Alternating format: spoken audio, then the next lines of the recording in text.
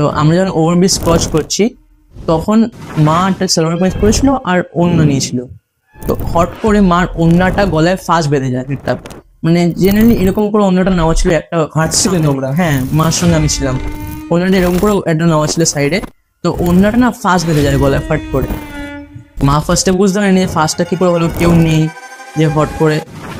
তো ও তো ওটা ভাবেনি ওইসব নিয়ে যে কিছু একটা হয়েছে বা কারোর ঘড়ি বা ব্যাগেজ হয়তো লেগে দিনের বেলাতে এরকম ঘটনাটা ঘটে? তখন 11:30 12টা বাজে দিনের বেলা। ওকে। তো ঠিক 1:30 বাজে, মানে আধ ঘন্টা পর আমি উঠে বসে স্ট্রেট, মানে মা তখন ঘুমিয়ে আছে, আমি উঠে বসে ওই পাখাটার দিকে আঙুল তাক করে বলছি যে ওখানে কে। আর সে একটা শ্রিল ভয়েস, মানে ডিপ একটা ভয়েস, চোখ লাল হয়ে গেছে আমার। রাত্রি 1:30টার সময় তুমি বলছো ওখানে? আমি বলছি মানে যে আমি তখন কথা বলতে পারি না ঠিক করে বলতে পারবো, মানে আমি ওই কারণেই জিজ্ঞেস করলাম যে লাইক তোমার বয়স তখন 18 মাস, মানে তখন আমি শুধু মা বাবা এরকমই, এটা মানে ফাম্বল করে যেরকম বাচ্চা বলে ওরকম করে কথা বলি আমি শিখি। সেখানে আমি পুরো ফুল সেন্টেন্স বলছি যে ওখানে কে।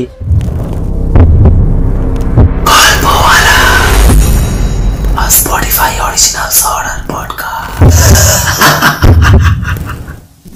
ওয়েলকাম ব্যাক, সকলকে স্বাগত জানাচ্ছি গল্প বলার এপিসোড নাম্বার 58-এ। তো আজকের এপিসোডে আমাদের সাথে থাকছে সোহম বাসু। সোহম তার জীবনের দুটো মারাত্মক ভৌতিক ঘটনা আজকে আমাদের সাথে শেয়ার করবে। একটা তার নিজের জীবনে ঘটে গেছে, আর একটা তার দাদুর সাথে ঘটে গেছে। তো কিছুদিন আগে সোহম ইনস্টাগ্রামের থ্রুতে আমাদের সাথে যোগাযোগ করে, আর যোগাযোগ করে জানায় যে সে তার জীবনের এই দুটো ঘটনা গল্পওয়ালা পরিবারের সাথে শেয়ার করতে চায়। তো এভাবেই কিন্তু আমরা আজকে 58 নম্বর এপিসোডে চলে এসেছি। তো তোমরা এরকম ভাবেই সাপোর্ট করতে থাকো, আর দেখতে দেখতে নিশ্চয়ই এরকম ভাবেই 580 নম্বর এপিসোডেও আমরা চলে যাব। তো তোমরা যারা আজকের এপিসোডটা এই মুহূর্তে লাইভ দেখছো তারা অবশ্যই একটা লাইক করে দিও, আর কমেন্ট করে জানিও গল্প বলার নতুন এপিসোডগুলো তোমাদের কেমন লাগছে, কারণ আজকের এপিসোডটা ভয় পাওয়াবে। আর তোমরাও যদি চাও নিজেদের জীবনে ঘটে যাওয়া কোনো রিয়েল লাইফ হরর ইনসিডেন্ট আমার সাথে শেয়ার করবে, তাহলে আমার ইনস্টাগ্রাম আইডি storyteller_অরিত্রকে ফলো করে ইনবক্সে ঘটনা লিখে পাঠাতে পারো। এখন ঘড়িতে রাত 10টা, আর আমি অরিত্র থাকছি তোমাদের সাথে মারাত্মক একটা ভৌতিক পডকাস্ট নিয়ে। তো সোহম, কেমন আছো? ভালো আছি, তুমি কেমন আছো? আমিও ভালোই আছি। গল্পওয়ালা ইউটিউব চ্যানেলে প্রথমবারের জন্য এসে তোমার কেমন লাগছে? অবশ্যই ভালো লাগছে, কারণ মানে আমরা জেনারেলি যেটা শুনে থাকি গল্পগুলো ইউটিউবে টাইম মানে ইচ্ছা করলে, সেখানে এসে ফার্স্ট টাইমের জন্য, তারপরে আমার নিজের একটা রিয়েল লাইফ এক্সপিরিয়েন্স শেয়ার করতে পেরে খুবই ভালো লাগছে। তো ভয় লাগছে না আজকে যে এরকম একটা হরর স্টোরি তুমি শেয়ার করতে চলেছো, আর এমন একটা জায়গায় যেখানে সবসময় আমরা ভূত নিয়ে আলোচনা করি? ভয় তো বিষয় নিয়ে, বিকজ এটা আমার সঙ্গে নিজের একটা মানে ঘটে যাওয়া ঘটনা, তো বলতে গেলে একটুখানি হয়তো ভয় লাগবে, বাট ওই জায়গাটা আমি ওভারকাম করে এসেছি এখন, তাই জন্যই হয়তো শেয়ার করতে পারছি নিশ্চয়, নাহলে ব্যাক ফিউ ইয়ার্স আমি হয়তো শেয়ার করতে পারতাম না এটা। তো তুমি বলছো তোমার সাথে ঘটনাটা ঘটেছে? হ্যাঁ, আমার সঙ্গে ঘটেছে। এটা কতদিন আগে? এটা ঘটেছে যখন আমি বলতে পারি 18 মান্থস, আমার এজ 18 মাস, তখন আমার সঙ্গে এটা ঘটেছে। 18 মাস মানে তো তুমি ভীষণ ছোট তখন। হ্যাঁ, একদমই ছোট, মানে বলতে পারি আমি কথা বলতে পারি না, মানে মায়ের সঙ্গে জেনারেলি যেরকম বাচ্চারা থাকে। আর এই ঘটনাটা আমি জানতে পারি যখন আমি 11-এর ফাইনালস দিই, মানে পরীক্ষা শেষ হওয়ার পর, তখন যখন ছুটি চলছে তখন আমাকে মা ঘটনাটা বলে, মানে যখন 18-এর ক্রস হয়ে গেছে। কারণ তার আগে আমি ছোটবেলায় জানতাম, মানে মসজিদ বা মন্দিরে যেতাম, অনেকবার গেছি, তখন তো বুঝতাম না যে কেন নিয়ে যাচ্ছে জায়গাটায়। বাট যখন আমার বয়সটা ক্রস হয়ে গেছে তখন মা বললো যে তোর সঙ্গে একটা ঘটনা ঘটেছে, যেটা তোর জেনে রাখা উচিত, কারণ কি ফিউচারে যদি কখনো কিছু জায়গায় প্রবলেম ফেস করিস, তাহলে সেটা তো অবভিয়াসলি আমার যদি কোনো ব্যাক হিস্ট্রি থাকে সেটা জেনে রাখা আমার জন্য সুবিধা না। তো ওটার জন্যই আমার মা আমাকে ঘটনাটা বলেছিল, আর সেটার জন্য আমি আজকে এখানে শেয়ারটা করতে পারছি, বিকজ আমি জানতে পেরেছি ঘটনাটা।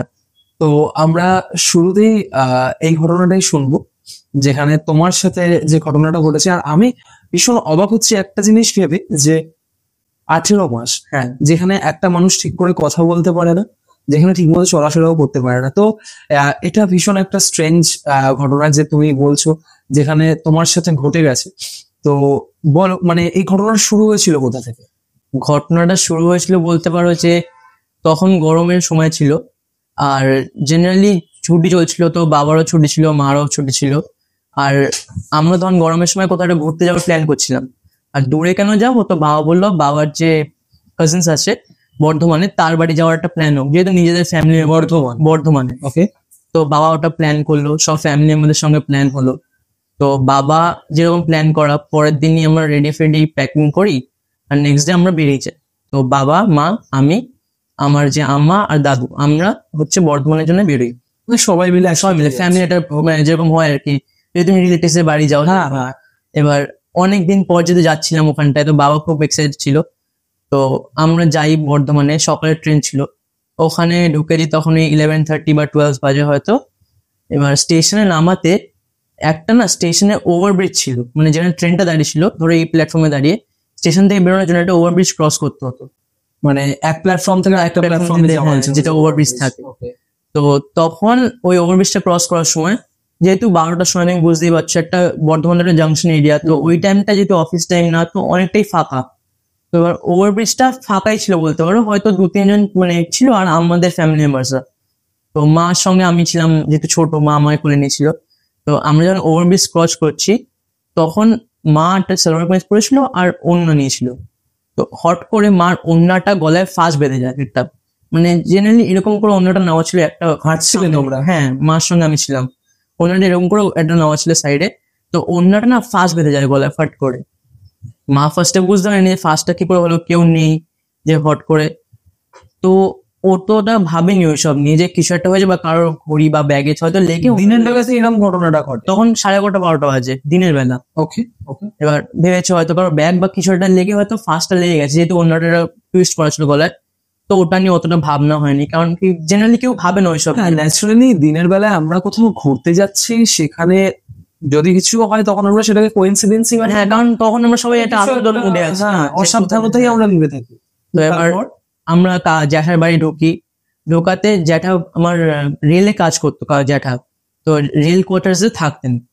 তো এবার রেল কোয়ার্টার্স যেরকম হয় একটা একটু এমনি রেল কোয়ার্টার্সটা যে কোনো কোয়ার্টার্স।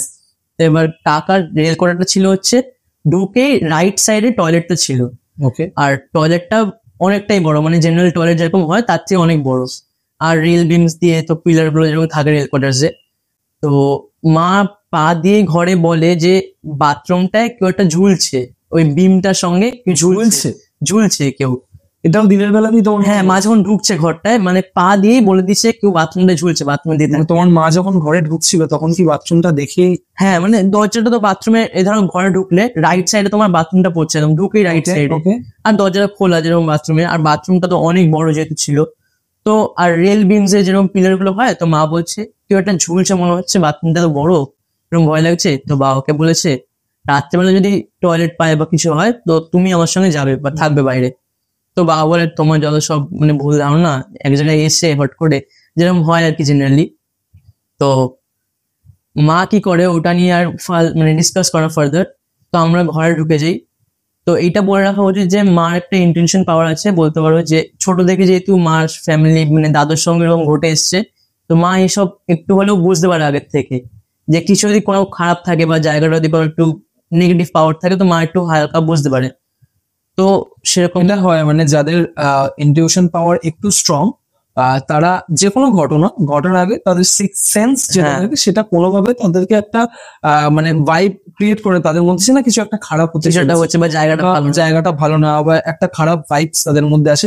তো অনেক সময় কি হয়, তাদের কথাগুলোকে অনেকে বিশ্বাস করে না, গুরুত্ব দেওয়া হয় না, কিন্তু পরে গিয়ে দেখা যায় যে না সত্যি একদম যে মানুষটা হয়তো ঠিকই বলছিল। তো আর যেহেতু মার সবে সবে বিয়ে হয়েছে, তো ফ্যামিলি মেম্বার অতটা বিশ্বাস করেনি, যেহেতু ওটা জ্যাঠার বাড়ি, হট করে একজন বলছে। তো সকালবেলা যেরকম খাওয়া দাওয়া হলো, গল্প টল্প করা হচ্ছিল। বিকালবেলা আমরা একটা মেলায় গেছিলাম, ওখানে সামনে একটা মেলা বসেছিল ওখানে, তো সবাই বাইকে করেই গেছিল। এবার ফেরার সময় মেলার ওখান থেকে বাড়ি আসার সময় একটা বড় মাঠ পড়ে, মানে আর গ্রামের সাইডে তুমি দেখবে আমরা জেনারেলি মাঠের থেকে বাইক বা গাড়ি নিয়ে যাব না, আমরা রোডটাই মানে প্রেফার করবো। বাট ওখানে লোকেরা মাঠটা প্রেফার করতো শর্টকাট হিসাবে, যে অতটা কেন ঘুরবো, স্ট্রেট এই রাস্তা যখন যাওয়াচ্ছে চলে যাই। তো কাকার সঙ্গে আমরা সবাই বাইক ছিলাম, তো আমরা আসছি, মার একটা গাটা না কেরকম ভারী ভারী ছিলাম, একটা হাওয়া বলতে পারো কিরকম একটা যে খারাপ হাওয়া। মা বলছে এরকম রাস্তা দিয়ে রাতে না আসলেই হতো, এত রাত হয়ে গেছে 10টা বাজে। আর গ্রামের দিকে মোটামুটি রাত্রি 10টা মানে মাঝ অনেকটাই মানে ফাঁকা বোতা তখনকার সময়, তখনকার মানে সময়। 20 বছর আগেকার কথা হ্যাঁ। বলছি আমি এটা। তো এরকম রাত্রি 10টা গ্রাম, তার উপর আবার মাঠের মধ্যে। স্পুকি। হ্যাঁ, তো এবার রাতে ঢোকা হয় বাড়িতে, আমরা আসি, খাওয়া দাওয়া করা হয়। এবার বাবা সবার সঙ্গে গল্প করছিল, ফ্যামিলি মেম্বার্সরা, যেহেতু অনেকদিন পর দেখা হয়েছে। তো গল্প টল্প করতে করতে 12:30 বাজে ওরকম রাতবেলা। এবার 1টার সময় আমরা সবাই শোয়ার জন্য মানে সবাই সবার ঘরে চলে যায়। তো ঘরটা কিরকম ছিল, যে মেইন ডোরটা ছিল, মেইন ডোর থেকে ঢুকে একটা রুম ছিল, ওই রুমটার মধ্যে একটা কানেক্টেড বাথরুম ছিল, যেটা তুমি বললাম রাইট সাইডে।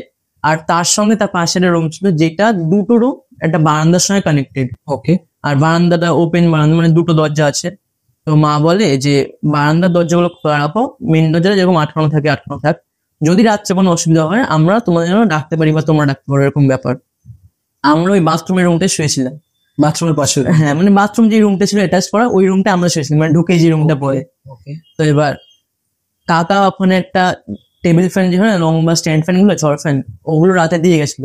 যেহেতু তখনকার সময় তো এসি ছিল না, তো স্ট্যান্ড ফ্যান দিয়ে গেছে। এবার দাওয়াতেই মা বলছে স্ট্যান্ড ফ্যানটা দরকার নেই, একটা কেউ দাঁড়িয়ে আছে মনে হচ্ছে ওখানটা, স্ট্যান্ড ফ্যানটা দিও না। মানে যেহেতু তোমার মায়ের মাথায় অলরেডি ঢুকে গেছে যে ঘরটা খারাপ লাগে, তার মনের মধ্যে ওটা চলছে। তো এবার জ্যাঠা বলে যে না, তোমার যত ভুল ধারণা, ওইসব কিছু না, আমরা তো থাকি এখানে। তো স্ট্যান্ড ফ্যানটা ওখানে রেখে চলে যায় জ্যাঠা। এবার রাত্রেবেলা আমরা 1টার সময় শুনলাম, সবাই ঘুমিয়ে পড়েছি, আমি মাঝখানে ছিলাম, মা আমার পাশে, বাবাই পাশে। তো ঠিক 1:30 বাজে, মানে আধ ঘন্টা পর আমি উঠে বসে স্ট্রেট, মানে মা তখন ঘুমিয়ে আছে, আমি উঠে বসে ওই পাখাটার দিকে আঙুল তাক করে বলছি যে ওখানে কে। আর সে একটা শ্রিল ভয়েস, মানে ডিপ একটা ভয়েস, চোখ লাল হয়ে গেছে আমার। রাত্রি 1:30? রাত্রে 1:30 সময় তুমি বলছো ওখানে? আমি বলছি মানে যে আমি তখন কথা বলতে পারি না, ঠিক করে বলতে পারবো মানে। আমি ওই কারণে জিজ্ঞেস করলাম যে লাইক তোমার বয়স তখন 18 মাস, মানে তখন আমি শুধু মা বাবা এরকমই, এটা মানে ফাম্বল করে যেরকম বাচ্চারা বলে ওরকম করে কথা বলি, আমি শিখিনি। সেখানে আমি পুরো ফুল সেন্টেন্স বলছি যে ওখানে কে, আঙুল তাক করে। আর সে গলা একটা পুরো ডিফারেন্ট গলা, মানে একটা বাচ্চার গলাই না, একটা মানে যেন ম্যানলি ভয়েস, ওরকম ম্যানলি ভয়েস। আচ্ছা। তো এবার আমার চোখ লাগে গেছে, মা ভয় পেয়ে গেছে জিনিসটা দেখে, যে হট করে এরকম করছি যে আমি কথা বলতে পারি না, কিছু হচ্ছে। তো মা আমাকে জড়িয়ে নিজের কাছে কোলে নিয়ে নেওয়াতে আমার হাত পা ছোট ছোট। তো আমি মার নেক সাইডটা, মানে এখানটায় একটা এরকম করে মানে জড়িয়ে হয় না, ওরকম স্ক্র্যাচ দিয়েছিলাম 2 হাত দিয়ে, মানে গলায় ঘাড়ের এই সাইড আঁচড় মেরেছিলাম স্ক্র্যাচটা। তারপর স্ক্র্যাচটা এত জোরে ছিল যে মার ওখান থেকে লাল হয়ে আসছিল, মানে দাগ পড়েছে নখের। মা সঙ্গে সঙ্গে বাবাকে ডাকে যে এরকম করছে কেন দেখো। তো বাবা উঠে, বাবাও ভয় পেয়ে যায় যে হট করে এরকম কি হলো রাত্রিবেলা। তুমি যখন কথাটা বলেছিলে যে ওখানে কে, এটা তোমার বাবা শুনেছিলে? না, বাবা তখন ঘুমাচ্ছিল। আমি মানে শুধু বলিনি, আমি কন্টিনিউয়াসলি ওটাই বলে যাচ্ছি। আমার মা আমাকে ধরে আছে, আমি কন্টিনিউয়াসলি ওখানে কে ওখানে কে, এই একটাই জাস্ট সেন্টেন্স কন্টিনিউয়াস, এই একটা সেন্টেন্স বারবার রিপিট করছে, আর কিছু না। তখন মা বাবাকে ডাকে, ডাকার পর বাবাও ভয় পেয়ে গেছে যে হট করে এরকম করছি, আমি তো কথা বলতে পারি না, তো এরকম ব্যাপার। মা আর বাবা মানে মানে চিল্লাচ্ছে, চিৎকার করছে যে পাশ থেকে যে আসো, কেউ মানে ডাকছে আম্মাকে বা কাকা জ্যাঠাকে, কেউ শুনতে পাচ্ছে না। যে একটা রুম, মানে একদম দেওয়ালটা কানেক্টেড দেওয়াল, একটা দরজা খোলা, গরমকাল বুঝতেই পারছো, তো আওয়াজ ইজিলি চলে যাওয়ার কথা। সেখানে এত চিৎকার করা হচ্ছে, বাবা মা ডাকছে, কেউ শুনতে পাচ্ছে না। বাবা বলে যে আমি গিয়ে ডেকে আনি। মা তখন বললো বাবাকে, না নেমো না বিছানা থেকে, মানে যদি কোনো ক্ষতি ফতি হয়ে যায় না, বিছানাতেই থাকো, দেখা যাবে যা হবে। তো আমরা 3জন এক জায়গায় হয়ে মানে বসেছিলাম, নামতে দেয়নি মা বাবাকে।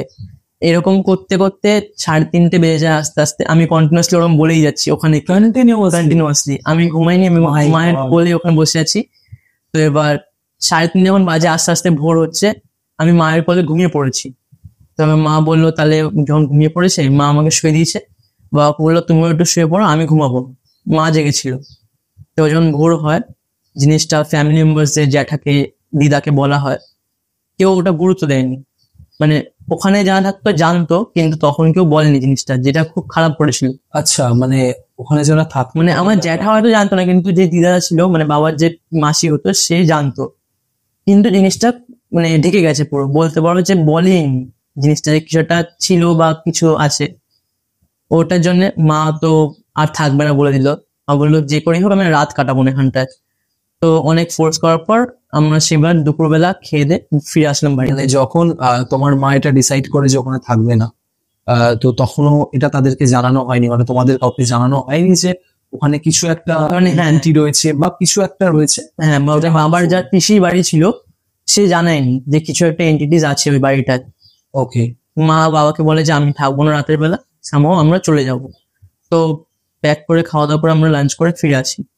সেদিন রাতের বেলা দাদু যেহেতু বাড়িতে ছিল, দাদু যায়নি, তো মা বাড়িতে এসে ছাদে আমরা বসলাম, গরমকাল, সব কাজ বাজ করার পর আমরা ছাদে বসে আছি।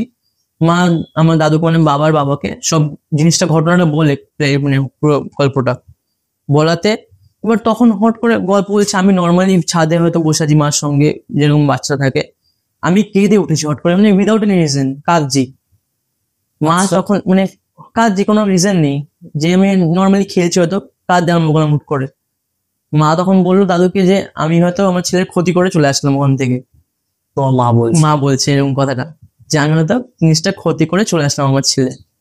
এবার দাদু তখন কি বলবে, দাদু তুমি কাঁদছিলে, এটা কখন ঘটেছে? বিকালবেলা, মানে আমরা বর্ধমান থেকে যেদিন দুপুরবেলা ফিরলাম, ফিরে বিকালে কাজ ফাজ করার পর আমরা ছাদে বিকালবেলা বসেছিলাম ফ্যামিলি মেম্বার্সরা। তখন তখন মা গল্পটা বলে যে কি ঘটনা ঘটেছে ওখানে দাদুর সঙ্গে। তখন আমি হট করে কেঁদে উঠি বিকালবেলা, এই তখন 7:30 বা 8 বাজে হয়তো। তো এবার জিনিসটা কি হয়, এটা ঘটনাটা কন্টিনিউসলি চলতে থাকে আমার সঙ্গে। আমি এটা আমার যখন 8 বছর বয়স ততদিন অব্দি আমি এটা ফেস করেছি আমার সঙ্গে। 8 বছর? 8 বছর মানে আমার সঙ্গে 7 বছর অব্দি জিনিসটা ছিল। কেউ মানে তোমার সাথে ছিল? আমার সঙ্গে ছিল, মানে জিনিসটা আমাকে ধরে নিয়েছিল একটা শয়তান। তো অনেক তান্ত্রিক মানে পীর বাবা মসজিদে যাওয়া হয়েছিল, তারপরে অনেকে অনেক কিছু মানে বলেছিল রেমেডিস গুলো, বাট কিছুতেই কিছু হচ্ছিল না। সেই রাত 1:30 বাজে আমি আমার পায়ে স্ট্রেট তাকিয়ে ওরকম ওখানে গিয়ে করতাম। তোমার বাড়িতে? আমার বাড়িতেও আমার বাড়িতেও মানে সেদিন থেকে স্টার্ট হয়ে গেছে জিনিসটা। আমি আমার বিছানায় শুয়ে আছি, স্ট্রেট আমি তাকিয়ে বলছি ওখানে কে, 1:30টার সময়। এবার তুমি ভাবো যে একটা জয়েন্ট ফ্যামিলি ছিল আমাদের। ঘটনাটা ঘটেছে বর্ধমান থেকে ব্যাক করে সেই দিন থেকে তোমার বাড়িতে তুমি বলছো ওখানে কে রাত 1:30টার সময় ডট সে এসছে তোমার সাথে? হ্যাঁ, চলে এসছে। মাই গড। এবার আমার মা যদি জয়েন্ট ফ্যামিলি ছিল, সব কাজ বাজ করার পর রাত্রেবেলা ঘুমাবে, অবভিয়াসলি এটা খাটনি থাকে, মাও ঘুমাতে পারছে না, কারণ কি আমি যেহেতু জেগে আসি। কিন্তু এত ঘটনার মধ্যে আমার বাবা কিন্তু পাশে শুয়ে আছে, বাবা কিন্তু কিছু বুঝতে পারতো না যে আমি কাঁদছি বা ওরকম শিল আওয়াজে কথা বলছি। মা পাশে জেগে আছে, মা যতই ডাকতো বাবা কিন্তু উঠতো না, বাবা সাইডে শুয়ে আছে। মানে আমি আর মা এই জিনিসটা ফেস করতাম। তো এরকম যখন যায় অনেক দিন, আমরা তোমার এখানে গিরিশ পার্কে একটা মা ছিলেন, তার কাছেও আসি, অনেক রেমেডিস বলে। তখন আমি বড় হয়ে গেছি, তখন আমি হয়তো ক্লাস 5 না 4 পড়ি। অনেক কিছু রেমেডিস দেয়, যে ওই দাও গরম করে জিভে ঠেকানো, তারপরে ওই ঘটিতে জল কাটা, অনেক কিছু বলে, কিছুতেই কিছু হয় না। জিনিসটা কন্টিনিউ চলতে থাকে আমার সঙ্গে। এই প্রত্যেকটা রেমেডিস তোমার অ্যাপ্লাই করা হয়েছে? হ্যাঁ, মানে মা করেছিল, আমি তো ওই গরম করে করে ওই সব জিনিসগুলো। তো এবার আমাদের মা বাড়ি মানে মায়ের বাপের বাড়ি হচ্ছে লর্ডসের মোড়ে, লর্ডস বেকারি যেটা, ওখানে তোমার টালিগঞ্জের সাইডে একটা মসজিদ আছে। তো মা ছোটবেলা থেকে মসজিদটা যেত ওখানটায়, আর মা ভরসা করতো মসজিদে। বলতে হিন্দু তো অবভিয়াসলি আমরা, কিন্তু আমরা সবকিছুই ভরসা করি এসব ব্যাপার। না, অ্যাকচুয়ালি ব্যাপারটা কি জানো, আমরা হিন্দু হই আর যাই হই না কেন, কারণ আমাদের না মানে ওই বাধাটা নেই, আমরা যে কোনো জায়গায় যেতে পারবো। ঠিক আছে, মানে এরকম আমাদের ক্ষেত্রে এই জিনিসটা হয় না যে আমরা এখানে যেতে পারবো না। হ্যাঁ, ঠিক আছে, আমরা যদি বিপদে পড়ি আমরা মসজিদেও যেমন আমরা চার্চে যেতে পারি, মন্দিরে তো অবশ্যই, যেখানে আমরা মানে রেমেডিসটা মানে যদি আমাদের ক্ষতিটা চলে যায় এরকম। আর এটা মানুষ করে ওয়ান কাইন্ড অফ মানে বিশ্বাস থেকে যদি ঠিক হয়ে যায় জিনিসটা, অবশ্যই। তো এবার মা যেহেতু ছোট থেকে ওখানে যেত, ওখানে যিনি পীর বাবা ছিলেন এখন উনি আর নেই, ওই দাদুটা, আমি মানে দাদু বলে ডাকতাম ছোট থেকে, যেতে আমিও যেতাম। আমি কিন্তু জানতাম না যে আমরা কেন যাই ওখানটায়। আমরা প্রত্যেক শনিবার আর মঙ্গলবার যেতাম ওখানে, যতদিন আমার না এই জিনিসটা গেছে। তা আমি ভাবছি হয়তো মন্দিরে নিয়ে আসছে, আমরা যেতাম, ঝাড়ফুঁক করে দিত, জল টল দিত। যখন আমি জিনিসটা জানতে পারি তখন আমি বুঝি যে কেন নিয়ে গেছিল। তো মা যখন আমাকে নিয়ে গেছিল ওখানটায়, অলরেডি ওখানে 2-3 জন বসেছিল যাদেরকে ঝাড়ফুঁক করছিল। আমাকে আমার মার সঙ্গে দেখে বলে, তুই একটু বাইরে দাঁড়া, তোর সঙ্গে কিছু কথা আছে, পরে বলছি। তোমাকে তোমার মায়ের সাথে? হ্যাঁ, ওই পীর বাবাটা মানে দাদুটা বলে আমাকে। ওকে। তো মা দাঁড়ায় বাইরে, সব হয়ে যাওয়ার পর ওখানে আমরা ঢুকি। তখন মা পুরো জিনিসটা বলে যে কি ঘটেছে।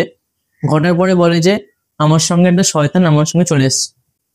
মানে ওখানে কি বাবা বলছে? হ্যাঁ, যে আমার সঙ্গে একটা শয়তান চলে এসছে, যে আমাকে ক্ষতি করতে চাইছে, কিন্তু সামহাও বলতে পারো মার একটা পজিটিভ অরার জন্য বা এনার্জির জন্য আমার কিছু ক্ষতি করতে পারছে না।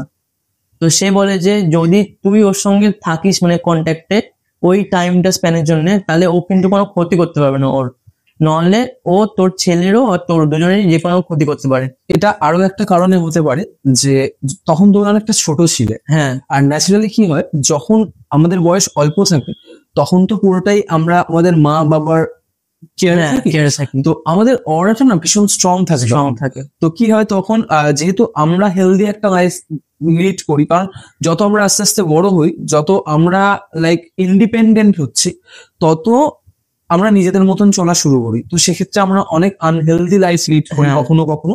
তো যখন আমরা আনহেলদি লাইফটা লিড করি তখন আমাদের অরাটা উইক হয়ে যায়। উইক হয়ে তো যায়। যখন আমাদের অরা উইক হয়ে যায় তখন কি হয়, ইউনিভার্স বা যে মাদার নেচার থাকে সেও অনেকটা উইক হয়ে যায় তার সাথে সাথে।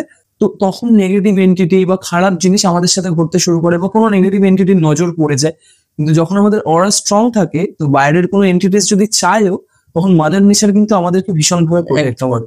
আমি যেরকম তোমার কয়েকটা পডকাস্টে শুনেছি যে এই যে বলো না বিছানায় খাওয়া, বা ওই যে বিয়ে বাড়ি থেকে ফেরার সময় হাতটা অনেকটা এইঠো যে জামা কাপড়, তো ওইটা আমি অনেকটা মানে আমাদের ফ্যামিলি অনেকটা মানে যে ওই যে এইঠো জিনিসটা ওটা নেগেটিভ একটা এই জিনিসটা খুব খারাপ। খুব খারাপ। তো ওইটা আমরা অনেক কিছুই মানি যে এই সব জিনিসগুলো, পরের দিন বাসি জামা কাপড় এই জিনিসগুলো।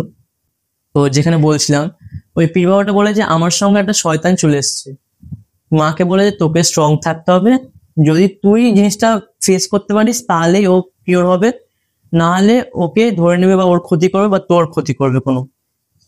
তো মা এবার তখন হট করে ভয় পাবে যে কি হলো জিনিসটা। মা বলে ঠিক আছে, আমি আমার ছেলে কিছু হতে দেবো না। তো ওই পীর বাবা মানে দাদুটা একটা জল দেয়, ঝাড় মানে মন্ত্র বেশ করে, তারপরে আমাকে ঝেড়ে দেয়, জলটা খেতে বলে। তো এবার ওখান থেকে চলে আসলাম আমরা। এই জিনিসটা তখনও চলছে আমার সঙ্গে, ঠিক ওই 1:30 থেকে 2টো অব্দি আমি রাতে ঘুমাতে পারতাম না। ওখান থেকে আসার পর মানে জিনিসটা তো তখন আমার 5 বছর বয়স, এবার জিনিসটা একটু আচ্ছা। কি হতে টাইম লাগবে।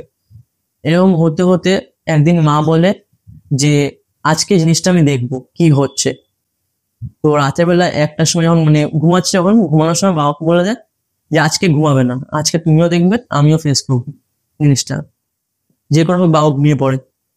তো এবার মা আমাকে, আমি যখন ওরকম করতে আরম্ভ করেছি ঠিক 1:30টার সময়, আবার ওই টাইমে মা আমাকে মার কোলে নিয়ে নেয়। কোলে নেওয়াতে মা, আমি যেদিকে স্ট্রেট তাকিয়েছি মাও ওইদিকে তাকিয়েছে। তাকানোতে মা দেখতে পেয়েছে আমাকে, মানে যে শয়তানটা এসেছিল সিরিয়াসলি দেখতে পেয়েছিল মা। আর ডেসক্রিপশনটা মা যেটা বলেছিল সেটা আফটার ফিউ মান্থস যখন জিনিসটা কিউর করা হয়েছিল ওখান থেকে, তখন বলা হয়েছিল পুরো ম্যাচ খেয়ে গেছিল। এবার মা দেখতে পায় যে একটা ইয়াং লোক, ইয়াং বলতে পারো মানে কত হবে 26 বা 7 এরকম ইয়ার্স এর আচ্ছা একজন দাঁড়িয়ে আছে, লম্বা, চোখ পুরো লাল, স্ট্রেট আমার দিয়ে তাকিয়ে আছে। তো মানে অন্ধকারে তোমার মা এটা অন্ধকার, আমাদের ঘরে একটা নাইট ল্যাম্প জ্বলতো রোজ। আমি আচ্ছা আচ্ছা রাতে ঘুমানোর সময় অন্ধকারে ঘুমাই না, নাইট ল্যাম্প জ্বলে আমাদের ঘরে। তো দেখতে পাচ্ছে যে মা আমায় কোলে নিচে, আর স্ট্রেট ওখানটায় আমি যেখানে তাকিয়ে আছি মাও তাকিয়ে আছে। মা জিনিসটা দেখতে পেয়েছে, দেখাতে মা বলে যে তুমি যেই হও ক্ষতি করতে পারবে না, কারণ কি আমি আছি, আর ক্ষতি করতে হলে তোমারও ক্ষতি হয়ে যাবে। মা একটু মানে অনেক কথাবার্তা বলে, জানি না কেন মা ওখানে বলে যে আমি ওই টাইমে কিরকম হয়ে গেছিলাম জানি না, কিন্তু আমি ওর সঙ্গে কথাবার্তা অনেক বলেছি যে যাই করো। তোমার মা কমিউনিকেট করেছে ওর সঙ্গে। মা বলছে আমি কি করে করলাম সেটা আমিও জানি না ওই টাইমে, উল্টো দিক থেকে আমার রেসপন্সেস ছিল সেটা আসেনি। মা শুধু মার মতন বলে গেছে যে কিছু যদি ক্ষতি করো বা এরকম কোনো করো তাহলে আমি দেখে নেবো, আজকের পর থেকে তুমি কিছু করতে পারবে না। এরকম বলাতে সেদিনের ঘটনাটা ওরকম ক্লিয়ার হয়ে যায়, মানে 2টোর আগে আমি চুপ হয়ে যাই, জিনিসটা চলে যায়। আচ্ছা পরের দিন থেকে জিনিসটা আর দেখা যাচ্ছে না, মানে আমি আবার ঠিকঠাক হয়ে ঘুমাচ্ছি, হয়তো ঘুম ভাঙছে কিন্তু ওরকম ওখানে কে বা কান্নাকাটি চলছে না। আমরা পরের দিন সকালেই ওই মসজিদে যাই আবার পীর বাবার কাছে, দাদুটার কাছে। যাওয়াতে দাদুটা বলে যে এরকম যখন হয়েছে তার মানে ও হয়তো আর আসবে না, কারণ কি ও যখন ফেস করে ফেলেছিস তুই, ফেস করাতে ওর এই সাহসটা পাবে না যে আসার। কারণ কি ওর একটা পজিটিভ এনার্জির সঙ্গে যখন একটা ক্ল্যাশ হয়েছে, সেই সাহসটা ওর পাবে না, কেন কি ও অলরেডি একটা জায়গা থেকে এসছে। ওর নিজের জায়গাটায় নেই যে একটা এনার্জি সোর্স পাবে, তো এখানটার সঙ্গে ও ক্ল্যাশটা নেবে না। ও ও চলে যাবে। তো আমাদেরকে ঝাড়ফুঁক করে দেয়, আবার মাকে আর আমাকে একটা জল দেয়, বলে যে এই জলটা 1 মাস খাবে, খাওয়ার পর যদি বেঁচে যায় তো সেটা পুকুরকে বা পুকুরের গাছে এই জায়গাটা ফেলে দিতে বলেছিল। ওকে। তো ওটা করা হয়। তারপর থেকে আমি আর কিছু ফেস করিনি, আমার লাইফ নর্মাল হয়ে যায়। এটা যখন আমার ক্লাস 8 বা 7 পড়ি তখনের কথা বলছি, তখন আমি নর্মাল লাইফ লিড করছি। এবার তার কিছুদিন পর আমার যে সেজো আম্মা, মানে বাবার যে সেজো মামি, সে বর্ধমান যায় তার ফ্যামিলি নিয়ে। সে যাওয়ার পর এবার ব্যাক টু বর্ধমান হবে, মানে ঘটনাটা তো ক্লিয়ার হতে হবে না। আমাদের ফ্যামিলিতে যখন ঘটনাটা ঘটেছিল, মাকে বলা হয়েছিল যে কেউ যেন না জানতে পারে, চেপে যাওয়ার কথা বলা হয়েছিল। কে বলেছিল?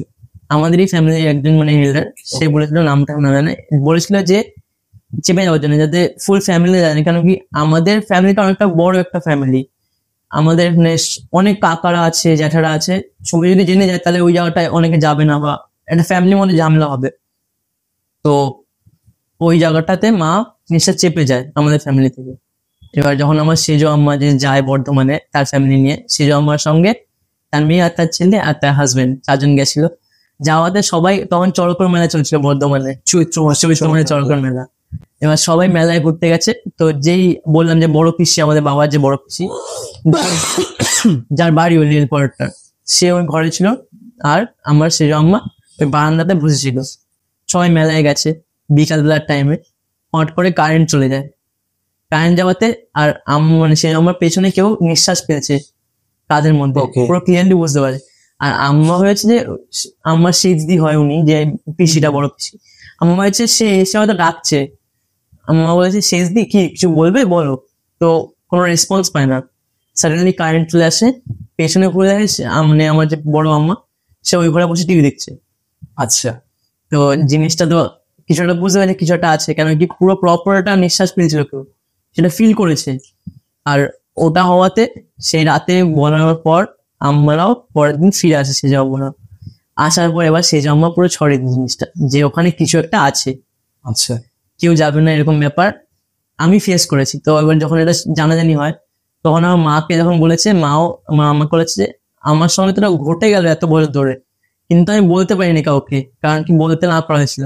বললে এটা আমার কথা, একটা এরকম জিনিস যখন ঘটেছে কেউ চেপে যায়। এখানে শুধুমাত্র তো নিজেদের যে বাড়িতে এরকম একটা প্রবলেমস রয়েছে, শুধুমাত্র সেটাই নয়, উল্টা আরো যারা আসছে সেখানে, তো তাদের জীবনটাও একটা প্রবলেমের মধ্যে পড়া। আর ইনফ্যাক্ট তারা কি কখনো চেষ্টা করেনি এই জিনিসটা থেকে বেরোনোর? সেটা বলছি, কিন্তু এই মাঝখানে যে টাইমটা ছিল, এই টাইমে কেউ গেছে কিন্তু কেউ এটা ফেস করেনি। আমার সেজো মা ফেস করেছে, আর একমাত্র আমাদের ফ্যামিলি, আমি আর মা ফেস করেছি জিনিসটা। তো এবার যখন আসে জিনিসটা জানাজানি হয়, এবার হট করে কিছুদিন পর শোনা যায় যে বর্ধমানে আমার জ্যাঠার বাড়িতে পুজো হচ্ছে। বলতে তারাপীঠ থেকে তান্ত্রিক নিয়ে যাওয়া হয়েছে, বাড়িতে পুজো হবে। তো এবার মা শুনে তো বুঝতে পেরেছে ওই ব্যাপারে পুজো হচ্ছে না, হট করে তান্ত্রিক নিয়ে কেন পুজো হবে। পুজো হওয়ার পর জানা যায় যে ওই বাথরুমে কেউ সুসাইড করেছিল। ওকে। এবার এইটা পুরো তান্ত্রিকটা ক্লিয়ারলি বলে দেয় যে ওই বাথরুমে কেউ সুসাইড করেছে, একটা ইয়াং এজে যেখানে থাকতেন আগে সে সুসাইড করেছে, সেখান থেকে যায়নি, ওই এন্টিটিটা এখনো আছে। আর আমার সুইসাইডাল কেসে আত্মার মুক্তি তো ঘটে না। এবার তখন আমার বড় আম্মা বলে যে হ্যাঁ ওখানে একজন আছে আমাদের বাড়িতে, কিন্তু সে আমার ছেলের মতন, সে কোনো ক্ষতি করে না। হোয়াট? এইটা তখন আমার বড় আম্মা যে বড় পিসি বাবা, তখন এটা ক্লারিফিকেশনটা করে। এবার বলার তখন ফ্যামিলিতে একটা যেরকম রাইভেল হয়, ঝামেলা লেগেছে হালকা, যে এটা ছেলের মতন, এটা কখনো একটা নেগেটিভ এনার্জি কখনো ছেলের মতন হয় না, যতই ঘরে থাকুক। আম্মা বলছে বড় আম্মা যে ও তো থাকে, আমি যখন রান্না করি এদিক ওই ঘর থেকে ওই ঘর যায়, কারণ আমার তো ক্ষতি করেনি, ও আছে ওর মতন, আমরা থাকবো রেলকটাতে, যখন শেষ হয়ে যাবে আমাদের টাইম তখন আমরা চলে যাব, এটা আমাদের কোনো আচ্ছা যেরকম হয় আর কি। তো মানে সে কি স্বাভাবিক? হ্যাঁ স্বাভাবিক, হ্যাঁ তখন বড় আম্মা স্বাভাবিক পুরো, কিন্তু জানি না কেন এটা উনি বলেছে। নিজের ছেলেও যদি হয় না, মানে সে যখন যদি দেহ ত্যাগ করে, সে নিজের মা বাবাকেও ছাড়ে না। ইউজুয়ালি মা বাবাও যখন দেহ ত্যাগ করে, সেও কিন্তু নিজের থাকে না। এটা শুনেছি আমি তোমার ওখানে, যে মারা যাওয়ার পর কেউই কারোর থাকে না, কানেকশন লাইফ ভেঙে যায়। তো বেসিক্যালি কানেকশনটা ভেঙে যায় এই কারণে না, তার দিক থেকে থাকে, মানে যিনি দেহ ত্যাগ করেছেন তার দিক থেকে থাকে। তো সেই কানেকশনে যদি আমরা রেসপন্স করি, সেটা আমাদের জন্য ভীষণ ক্ষতিকর। তো সেই কারণে আমাদের পয়েন্ট অফ ভিউ থেকে দেখলে সেই জিনিসটা খারাপ। তারা কি করে, তারা কিন্তু আমাদের সাথে থাকতে চায় বেসিক্যালি। কারণ যখন আমাদের মানে মানুষ দেহ ত্যাগ করে, আর যখন ডেড বডি পোড়ানো হচ্ছে, তখন কিন্তু সে ভীষণ কাঁদে। তখন আত্মা ভীষণ কাঁদে, কারণ আত্মা সবসময় চায় তার নিজের বডিতে প্রবেশ করতে, সে ফিরে আসার জন্য ট্রাই করার। কিন্তু তখন যখন পোর্টালটা ব্লক হয়ে যায় না, আফটার ডেথ যখন পোর্টালটা ব্লক হয়ে যায় আর সে ফিরে আসতে পারে না, আর যখন দেখে যে যেটা আমার শরীর সেটা যখন দাহ করা হচ্ছে, সেটা যখন ধ্বংস হয়ে যাচ্ছে, সে তো এটা বুঝতে পারছে না যে তাকে এবার তৈরি হতে হবে পরবর্তী কোনো একটা শরীরের জন্য। তো সে এটা বুঝতে পারছে না, তো তখন সে ভীষণ কষ্ট পায়। আর তখন যে কষ্ট পায়, সে আস্তে আস্তে ক্ষিপ্ত হয়ে যায়। ঠিক আছে, এবার তখন সে কি করে, সে ওই ফর্মে, মানে যেই ফর্মে সে চলে গেছে, সেই ফর্মে আমাদের সাথে থাকতে চায়। তার একমাত্র আশা আকাঙ্ক্ষা হচ্ছে যেগুলোর প্রতি তার টান, খাওয়া দাওয়া, আশেপাশের মানুষজন, সেই জিনিসগুলো যখন তার কাছ থেকে চলে যাচ্ছে, সে বলে না মায়া ত্যাগ করতে পারে না এখন, বা অতৃপ্ত, কিসের অতৃপ্ততা। ঠিক আছে, তো সে যতদিন না এটা বুঝতে পারছে যে তার কাজ এখানে শেষ হয়ে গেছে, ততদিন সে থাকে। ইনফ্যাক্ট সে ওইভাবেই ফিরে আসার চেষ্টা করে। তো তখন যদি তার ফিরে আসাকে আমরা রেসপন্স করে নিই, সেটা আমাদের জন্য ক্ষতি। এই যে তুমি যে বললে খাওয়ার কথাটা, যে আমরা যখন কেউ মারা যান, তো বাৎসরিক যেটা হয় না, ইয়ারের এক বছর পর যে ডেটটা থাকে, তো ওই ডেট টাইমে আমরা যে খাবার দিই ছবির সামনে, ওটা খারাপ আর কি। মানে ইন জেনারেল খারাপ বলতে গেলে, তারা তো আর কি ওটা খেতে পারছে না, তো তাদেরকে ওটা কষ্ট দেওয়া আর কি, ওই আত্মাটাকে ডেকে আনা বা কষ্ট দেওয়া, যে খাবারটা তুমি খেতে পারছো কিন্তু তোমার সামনে যদি ওটা দেওয়া থাকে, তোমার ফিল হচ্ছে খেতে পারছো। এক্স্যাক্টলি, কারণ যখন কোনো মানুষ বা কোনো প্রাণী দেহ ত্যাগ করে, সে আর ওই ফর্মে থাকে না যে এই ম্যাটেরিয়ালিস্টিক ওয়ার্ল্ডের কোনো কিছু অ্যাকসেপ্ট করার জন্য। ঠিক আছে, কারণ তাকে তখন তৈরি হতে হয় যে পরের শরীরটাকে গ্রহণ করার জন্য, বা সেই যে টাইম পিরিয়ডটা, এই টাইম পিরিয়ডে আমরা অনেক সময় অনেক ভুল করে থাকি। যেমন তাদের সামনে এই খাবারটা আমরা দিচ্ছি, তো আমরা তো তাদেরকে প্রভোগ করছি, আমরা তাদেরকে তাদের উদ্দেশ্যে দিচ্ছি জিনিসটা, বাট তারা সেটা নিতে পারছে না, তারা সেটা অ্যাকসেপ্ট করতে পারছে না। রাদার বলা ভালো যে তারা সেটা অ্যাকসেপ্ট করার মতন ফর্মে, মানে চাইছে কিন্তু করতে পারছে। তারা যে ফর্মে থাকে, সেই ফর্মে তারা সেই জিনিসটা অ্যাকসেপ্ট করতে পারবে না। তো এতে তারা ভীষণ কষ্ট পায়। ইনফ্যাক্ট এই কষ্ট পাওয়ার সাথে সাথে তারা প্রচন্ড ক্ষিপ্ত হয়ে যায় অনেক সময়। তো তারা না আমাদেরকে নিজেদের কাছে টানতে চায়। ঠিক আছে, তো এই জিনিসটা আমাদের জন্য ভীষণ খারাপ।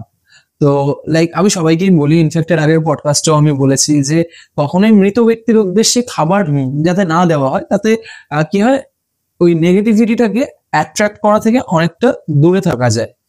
এই তোমাকে একটা ইন্টারফেয়ার করছি, যে অনেকে বলে দেখবে, ধরো কেউ মারা গেছেন, মানে কারোর বাবা বা মা, বলে না এক বছরের যে টাইম স্প্যান্ড থাকে, ওটা একটু সাবধান থাকতে বলে। কারণ অনেক সময় থাকে যে যদি কারোর কাছের মানুষ থাকে বা ভালোবাসে যদি বেশি, তার উপর অনেকটা মানে টান থাকে, যদি নিয়ে নাও ওরকম ব্যাপারটা গুরুদশা বলে। হ্যাঁ, তো গুরুদশার সময় কি হয়, যখন আমাদের আত্মা বুঝে যায় না যে লাইক কি বলবো, যে তাকে এবার এই জগতের মায়া ছেড়ে দিতে হবে। ইনফ্যাক্ট তার কাছে আর কোনো অপশনস নেই এখানে, এবার তাকে নিজেকে তৈরি করতে হবে যে পরবর্তী জন্মের জন্য। কারণ আমি এই জন্মে যে কাজটা করতে পারিনি, আমাকে সেটা পরে গিয়ে করতে হবে। এটা যখন সে বুঝে যাবে, তখন দেখবে এই গুরুদশার মধ্যেও কোনো প্রবলেম হয় না ফ্যামিলিতে। কিন্তু যখন আত্মা এটা বুঝতে পারবে না যে তার এখন আর এই পৃথিবীতে কোনো কিছু বাকি নেই, তাকে পরবর্তী শুরুর জন্য নিজেকে তৈরি করতে হবে, এটা যখন সে বুঝতে পারবে না, তার মানে কি সে তার পাস্ট লাইফের মায়ার বন্ধনে আটকে আছে। যতক্ষণ সে ওই বন্ধনে আটকে থাকবে, যদি তার টান অনেক বেশি থাকে, তখনই কিন্তু গুরুদশাতে ফ্যামিলি মেম্বারসদের অনেক প্রবলেম হতে পারে। কারণ হেলথ ইস্যুস থেকে শুরু করে অ্যাক্সিডেন্ট হতে পারে, অনেক দুর্ঘটনা অনেক রকমের ঘটতে পারে, খারাপ সময় চলে আসতে পারে। তো কারণ তখন ওই অরাটাই লিক হয়ে যায়, কারণ সে ওই যে নেগেটিভ এন্টিটি বলো বা যাই বলো, সে কিন্তু আশপাশেই ঘোরাঘুরি করে। ঠিক আছে, কারণ সে তো চাইছে কি, মানে ম্যাটেরিয়ালিস্টিক ওয়ার্ল্ডের মায়া ত্যাগ করতে পারেনি, মানে সে খাবার চাইছে, সে তার পারিবারিক সুখ চাইছে, যেটা সে বেঁচে থাকাকালীন পেত, সে সেটাই মানে মৃত হয়ে যাওয়ার পরে চাইছে। তো সেটা তো পাওয়া তার পক্ষে সম্ভব না। তো যতদিন এটা লেগে যায় তার বুঝতে, সেটা অনেকটা বেশি সময়। তো কোনো মানুষ যদি জীবিত অবস্থায় এটা অ্যাকসেপ্ট করে নিতে পারে যে জন্ম যখন আমার হয়েছে, মৃত্যুও আমার হবে, আর এটা ইউনিভার্সাল নেচার, তো এটা হবেই, আর আমাকে তার জন্য প্রিপেয়ার থাকতে হবে, এটা যতটা সে মেন্টালি অ্যাকসেপ্ট করে নিতে পারবে, মৃত্যুর পর তার আত্মার কষ্টও ততটা কম হবে, তার পারিবারিক মানুষজনের কষ্টও ততটা কম হবে। তো এটা মানে পুরোটাই একটা, আমি কি বলবো, চেন বলতে পারো। চেন বলতে পারো বা give and take Give and take বলতে policy। পারো। তো তুমি আবার আমরা তোমার কাছে চলে আসবো যে পরের ঘটনাটা নিয়ে, যেটা তুমি বলেছিলে যে তোমার দাদুর সাথে কিছু একটা হ্যাঁ। ঘটেছিল। দাদু বলতে মানে আমার যে মায়ের বাবা দাদু, তার এটা বড় ভাই আর কি, ফ্যামিলির সবচেয়ে হেড, যিনি এই আগের সপ্তাহে মারা গেছেন। তো আচ্ছা, তার- হ্যাঁ তুমি আমাকে বলছিলে, কারণ আমাদের গত সপ্তাহে একটা শুভে বসার কথা হ্যাঁ। ছিল। তো ওটা ওই কারণেই হয়নি, বিকজ আমি ওনার ওই মানে যেহেতু মারা গেছে দাদু, তো ওই কাজের জন্য আমাকে মুর্শিদাবাদ যেতে হয়েছিল, তো আমি ওখানেই ছিলাম। তো দাদু আর কি, দাদু বিডিও অফিসে ছিল ওকে, তখনকার টাইমে। আর দাদুর এইসব তান্ত্র সাধনা বা তান্ত্রিক চর্চা করতে ভালোবাসতো, ওইসব বই পড়তো। তো দাদু যখন কালীঘাটে কি বলে কলকাতায় আসতো, তো কলকাতায় আসলে কালীঘাট শ্মশান বা আরো যেসব শ্মশানগুলো আছে, সেসব শ্মশানে গিয়ে রাতের বেলা বা অবসর টাইমে ভালো লাগতো দাদু যে অন্যান্য তান্ত্রিকদের সঙ্গে চর্চা করা, যে জিনিসটা কি, মানে এই জিনিসগুলো আদৌ সত্যি কিনা, কি করে ঘটে, বা কোনটা করলে কি পজিটিভ জিনিস পাওয়া যায়। এরকম করতে করতে দাদুর ভিতরেও পাওয়ার আসে, মানে অনেকে দাদুকে মানে কি বলে দীক্ষা বলে না, যে গুরু মতন দাদু অনেকে গুরু করে। তো এবার মুর্শিদাবাদে এটা একটা ঘটনা, যেখানে দাদুর বাড়ি, তো সামনে একটা ছোট পুকুর ছিল, একদম ছোট্ট একটা পুকুর। ওখানে একবার আমার দাদু স্নান করতে গিয়ে একটা ছোট এরকম হাড়ের মতন জিনিস পায়। ওকে, তো তখন জিনিসটা বোঝা যায় কি হাড়, আর যেহেতু দাদু এসব তান্ত্রিক ব্যাপারে জানতো, বই টই ছিল, হাড়টাকে দাদু ঘরে নিয়ে আসে। আচ্ছা, নিয়ে আসার পর এবার একটা তামার বাটি মানে ওই পাত্রতে ওটাকে রেখে পুজো টুজো করে, নিজে যেহেতু মন্ত্র জানতো, করে দাদু আর দিদা মিলে পুজো করার পর দুধ খেতে দিত, মানে দুধ দিত ওই হাড়টার ওই বাটিটার মধ্যে। তোমার দাদু কি জানতেন ওটা কিসের হার? না, জানতেন না, কিন্তু পুজো করার পর যেহেতু মানে কিছু ফিল করেছে যে কিছু একটা হয় পজিটিভ, বেশি করাচ্ছিল হ্যাঁ, তাহলে, হ্যাঁ। যে পজিটিভ মানে নেগেটিভ কিছু একটা এনার্জি আছে, সেটা জানার জন্যই ওটা মানে জাগাতে চাইছিল। তো যখন ওখানে ওই হাড়টার উপরে দুধ দিত, হাড়টা না কালার চেঞ্জ করতো, মানে সাদা তো হয় জেনারেলি হাড়, তো ওটা ডিফারেন্ট কালার্স এ চেঞ্জ করতো আর কি নিজেকে। আর সিরিয়াসলি? সিরিয়াসলি, আর দুধটা খেয়ে নিত, কে খেত? ওই হাড়টা মানে নিজের মধ্যে শুষে নিত, মানে যখন দিত কিছুক্ষণ পর দেখছি দুধটা আর নেই। আচ্ছা, তো এবার যখন এরকম করতে করতে এক দু সপ্তাহ যাওয়ার পর যখন দাদু ঠিক করে যে জিনিসটাকে জাগাবে মন্ত্র দিয়ে, তো দাদুর যে মুর্শিদাবাদে যিনি গুরুদেব ছিলেন, যার কাছ থেকে এইসব শিখেছে, তার কাছে ডিসকাস করে ব্যাপারটা নিয়ে যে এটা কি করা ঠিক হবে। তো তিনি বলেন যে যেই জিনিসটা পেয়েছিস, উনি জানান দেখার পর বলেন যে ওটা একটা ব্রাহ্মণ বাচ্চার থাই বোন, মানে ফিমেলের বোনটা। আচ্ছা, তো আর ব্রাহ্মণ বাচ্চা মানে অবভিয়াসলি তার একটা নিজস্ব শক্তি ছিল।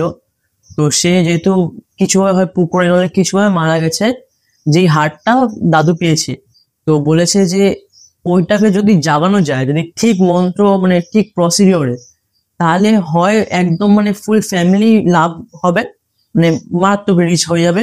আর যদি কিছু ক্ষতি হয়, পুরো পরিবার সংসার ঘটে যাবে, মানে সবাই মানে পর পর মরতে আরম্ভ করবে, বা খুব খারাপ কিছু চলে আসবে, এরকম ব্যাপার। আমি একটা জিনিস এটা শুনেছিলাম, তুমি যেহেতু ব্রাহ্মণ বাচ্চার কথা বললে, ব্রাহ্মণদের যে পৈতে হয় না, হইতে পারে। ওই পৈতের দিনে ন্যাচারালি এটা রেয়ার কেসে হয়, কখনো হয়ই না বলতে গেলে, মানে 1 লাখে হয়তো একটা ঘটনা এরকম ঘটে। পৈতের দিনে যদি কোনো ব্রাহ্মণ বাচ্চার মৃত্যু ঘটে, ঠিক আছে, সেক্ষেত্রে কিন্তু তার আত্মার কখনো মুক্তি হয় না, মুক্তি হয় না। আর সে মারাত্মক মানে একটা ডেঞ্জারাস এন্টিটিতে পরিণত। তো পৈতের দিনটা এর জন্য ভীষণ ইম্পর্টেন্ট হয়ে যায় যারা ব্রাহ্মণ হয় তাদের জন্য। হ্যাঁ, শুনেছি, মানে পৈতেটা আর কি অনেক মানে বিয়ের মতন অনেকটা আর কি রিচুয়ালস থাকে অনেক। যা যা রিচুয়ালস বিয়েতে হয়, নিয়ার অ্যাবাউট 90% একই রকম একই রিচুয়ালস থাকে। তো এবার সেই হারটাকে যখন পুজো এরকম জানতে পারলো, তো আমার যে দিদা, দাদুর যে ওয়াইফ, সে বললো যে না, এই রিস্ক নেওয়া যাবে না। যদি ভালো হলো তো ভালো হয়ে গেল, কিন্তু যদি ক্ষতি হয়, তুমি অজান্তে পুরো ফ্যামিলির ক্ষতি করছো, সেই হাতের তুমি রিস্কটা নেওয়া উচিত না না। তখন সেই হারটা যিনি যে গুরুদেবটা ছিল তাকে দাদু হ্যান্ড ওভার করে দেয়।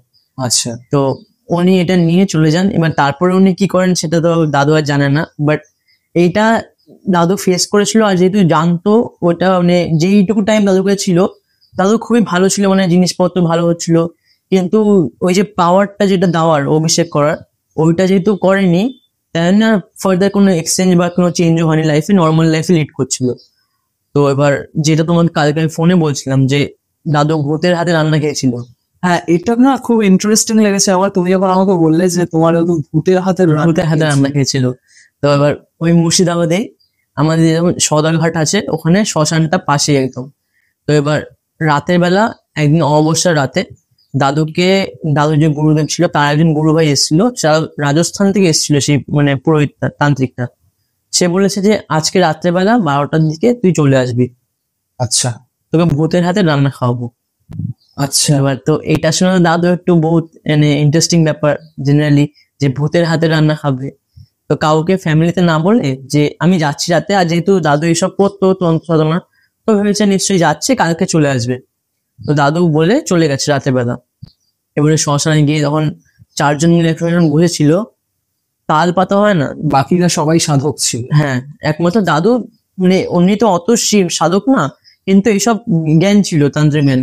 এবার তাল পাতা নিশ্চয়ই দেখে তুমি এখন ছোট বাটি টাইপের হয়, তো ওই পাতাটা ওই গাছ থেকে ছিঁড়ে সবাইকে দেওয়া হয়েছিল 4জনকে। পাতাটার মধ্যে বলেছিল যে জল দিয়ে পরিষ্কার করে নে, এর মধ্যে খাবার দেওয়া হবে।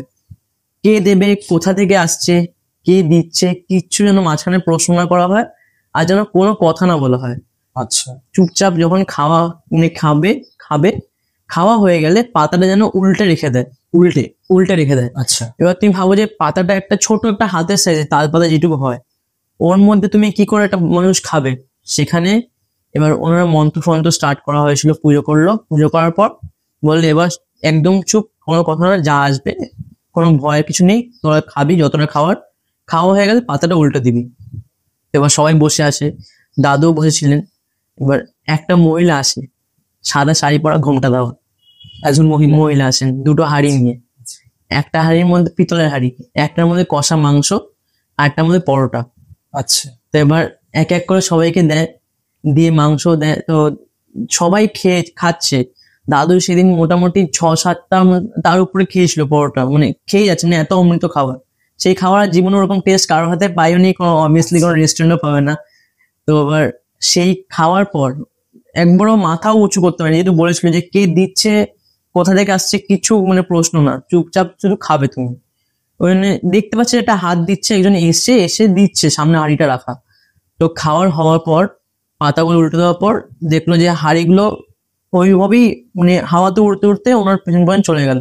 সিরিয়াসলি? হ্যাঁ, আর তখন খাওয়া হওয়ার পর ওই হাওয়ায় উঠতে উঠতে চলে মানে ওই মহিলাটার সঙ্গে সঙ্গে। আচ্ছা আর পাতাগুলো ছিঁড়ে 2টো সাইডে মানে ক্রস করে ফেলতে বলেছিল, যাতে মানে ওইটা ফার্দারলি কেউ ইউজ না করে, আর যাতে ওইটাতে কিছু ক্ষতি না হয়। ওই পাতাটা ছিঁড়ে দুদিকে ক্রস করে ফেলে দিয়েছিল। তো এইটা মানে আমাদের ফ্যামিলিতে, মানে আমার মা বাড়িতে আমরা সবাই মানে ছোট থেকে এই গল্পগুলো শুনতে শুনতে বড় হয়েছি। মানে যখনই যেতাম ওই এরিয়ার সবাই বলতো তোর দাদু তো এরকম ভূতের হাতে রান্না খেয়েছে, তোরা তো নিশ্চয়ই শুনেছি। এবার আমরা ছোট থেকে শুনতে শুনতে দাদুর জন্য যখনই যে একটা গল্পের মতন ব্যাপার। এবার কতটা সত্যি কতটা মিথ্যে সেটা তো আমি জানি না, কেন তখন আমি জন্ম হয়নি। এগুলো আমার মাও শুনে এসছে, আমিও শুনে এসছি। আর দাদুর যে একটা তান্ত্রিক পাওয়ার ছিল সেটা আমরা সবাই জানতাম, কারণ কি ওনার ঘরে এমনি বই টই ওইসব দেখে। তো এবার এতবার যখন ফ্যামিলির লোক সবাই বলেছে নিশ্চয়ই সত্যি হবে, আর দাদু নিশ্চয়ই মিথ্যা বলবে না, সেইটুকু ভরসা ছিল। এই ব্যাপারটা হচ্ছে মানে দাদুর কাছ থেকে শোনা একটা সত্যি ঘটনা। মানে মুর্শিদাবাদে অনেক ঘটনা আছে যেগুলো আমি ছোট থেকে শুনে এসেছি, যেগুলো আমাদের মানে ফ্যামিলিতে মায়ের বাবা বা আমার কাকারা ফেস করেছে, কিন্তু কারো কোনো ক্ষতি হয়নি। মানে এক্সপিরিয়েন্স করেছে যে কিছু একটা তাকে মানে পেছন নিচ্ছে বা কিছু হচ্ছে। কিন্তু যেহেতু ছোট থেকে গ্রামে বড় হয়েছে, তো গ্রামের মানুষদের দেখবে একটা সবাই জানে যে যদি কেউ রাতের বেলা পেছনে আসে, অনেক সময় ইউরিন যদি ছিটিয়ে দাও সেখানে তোমার পেছনে আর আসবে না, বা পেছনে সাড়া দিলে যেন না ডাকায়। এই সবগুলো ছোট থেকে যেহেতু জানতো, ওই জন্য কখনো কোনো ওরকম ফেস করেনি কিছু। কিন্তু আমাদের ফ্যামিলির মানে দাদু বা দিদারা ওই রামপুরহাট, মুর্শিদাবাদ এইসব সাইডে অনেকবার এরকম এন্টিটিদের সঙ্গে ফেস করেছে। এই ঘটনাগুলো শুনতে শুনতে বড় হওয়াতে তো আমারও এইসব ব্যাপারে আরো মানে মানে কি বলবো, খিদে যেটা সেটা বাড়ে, যে জিনিসগুলো কি সত্যি নাকি মানে শুধু একটা ইমাজিনেশন। আর যেহেতু ছোটবেলা আমার সঙ্গে ঘটে গেছে, তখন তো অবভিয়াসলি আমার মেন্টাল প্রসপেক্টটা ছিল না যে অরিজিনালি কিছু হয় এই জিনিসটা। তো সেই দিক থেকে এখন আমি এটা বিশ্বাস করি যে কিছু একটা আছে, না থাকলে অবভিয়াসলি ঠাকুরও থাকবে না। কারণ অবভিয়াসলি দেখো একটা কথা বলি, যখন আমরা যদি আজকে পৌরাণিক কথা বলি তাহলে সেক্ষেত্রে তখনও দেখা গেছে যে দেবতারাও যেমন ছিলেন, অসুরও তেমন ছিল। ঠিক আছে, বিভিন্ন যুগে যুগে কিন্তু এই এন্টিটিস বলো বা দৈত্য বা রাক্ষস এরা বিভিন্ন রূপে এসেছে, ঠিক আছে। যেমন হিরণ্যকশিপুর গল্প আমরা শুনেছি, রাবণের গল্প শুনেছি। রাবণও তো একজন জায়ান্ট কিং, তো রাক্ষস রাজ যাকে বলা হয়। তো সেরকম আস্তে আস্তে একটা সময় যেমন মানুষ দেবতা বা ভগবানের সাথে ডিরেক্ট কমিউনিকেট করতে পারতো বা তাদের সাথে ডিরেক্ট কানেক্ট করতে পারতো, তেমন এই রাক্ষস দৈত্য এদের সাথেও করতে পারতো, যেগুলোকে আজকের দিনে আমরা ডেমন্স বলি, ঠিক আছে। তো আজকে কলিযুগে আসার পর যেমন মানুষ ডিরেক্ট ভগবানের সাথেও কমিউনিকেট করতে পারে না, তেমন সেই পোর্টালটা ব্লক হয়ে গেছে, ঠিক আছে। কারণ এখন অনেক কমপ্লিকেশনস ক্রিয়েট হয়েছে মানুষের মধ্যে, বা এই যে প্রাণী জগতের মধ্যে একটা কমপ্লিকেশনস ক্রিয়েট হয়েছে।